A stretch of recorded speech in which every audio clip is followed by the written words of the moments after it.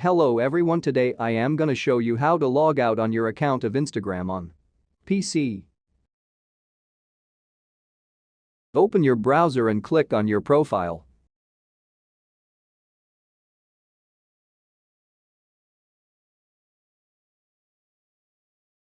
Now, you will see option of logout.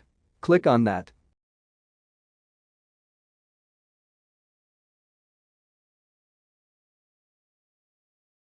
Now your account is logouted.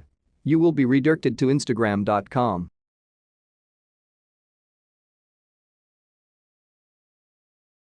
If you have logouted, but your profile still visible like this, so click on Remove Account option.